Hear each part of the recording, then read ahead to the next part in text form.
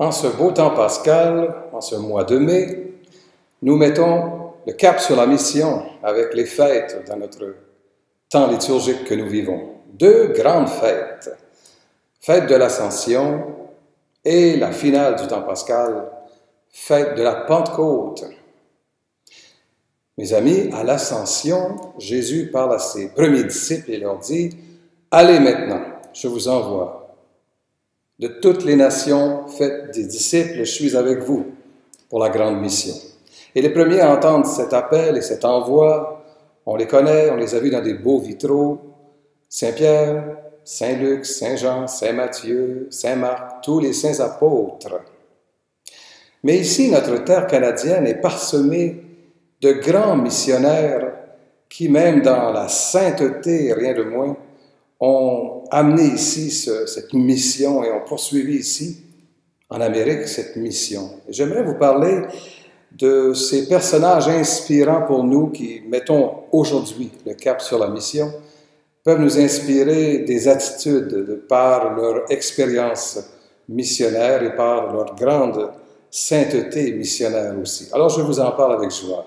On les fête durant le mois de mai dans le calendrier liturgique. Alors je vais vous parler avec joie en premier de Monseigneur François de Laval, Saint François de Laval aujourd'hui, pasteur extraordinaire, missionnaire audacieux, premier évêque en Nouvelle-France. Il nous donne ses conseils de semer la parole qui portera ses fruits dans la patience, dit-il.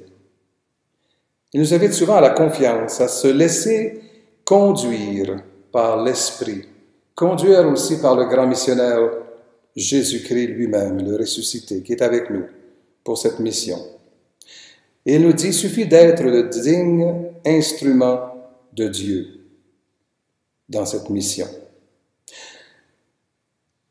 Il y a bien des années, dit-il, que la Providence conduit cette Église.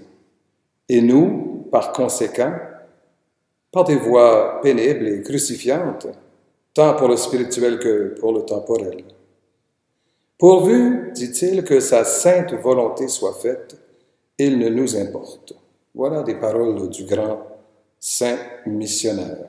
Et nous, bien, nous voulons poursuivre la mission aujourd'hui en suivant l'exemple de ce pasteur, lui qui a avancé avec courage, audace et persévérance sur les chemins de la mission à notre pays.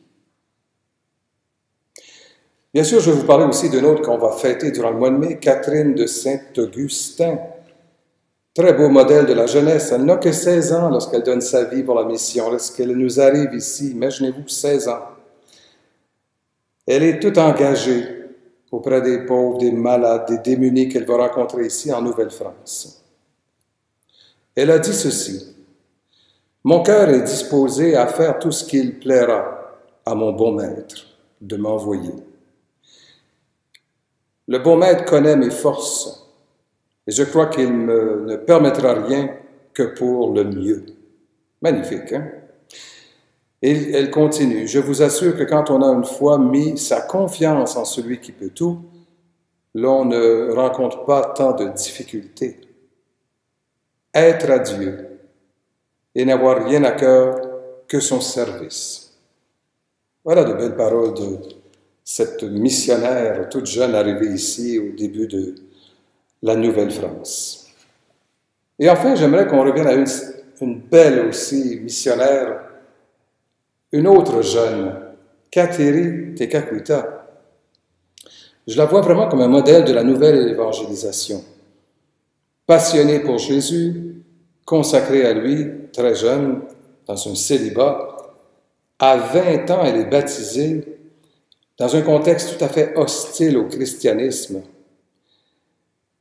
Et c'est la première sainte autochtone qui nous est donnée comme modèle, comme seconde patronne des missions, dit Jean-Paul II. 3 beaux modèles inspirants pour nous aujourd'hui. Et je termine avec quand même mois de Marie, mois de mai, grand modèle pour tous ceux et celles qui veulent mettre le cap sur la mission. Elle est la mère de l'Église, elle est la mère des disciples, mais elle est aussi modèle de celle qui accueille l'Esprit. Modèle aussi de celle qui a vraiment accueilli Jésus-Christ et s'est mise en route rapidement parce que on a 2 fêtes avec elle, mère de l'Église. Après la fête de la Pentecôte, nous avons cette fête de Marie, mère de l'Église, et à la toute fin du mois, la visitation, celle qui va témoigner de l'amour de Dieu qui s'étend d'âge en âge. Elle part en visitation témoigner de cet amour aux humbles, aux petits, aux humiliés aussi. Prions l'Esprit Saint, préparons-nous à mettre davantage notre vie, notre Église, le cap sur la mission. Ô Esprit Saint, au jour de la Pentecôte, tu as donné naissance à l'Église. Viens aujourd'hui encore illuminer chaque baptisé. Que ton souffle nous donne l'audace de la mission. Que nous soyons porteurs de la bonne nouvelle et témoins du Christ ressuscité, victorieux du mal et de la mort. Amen.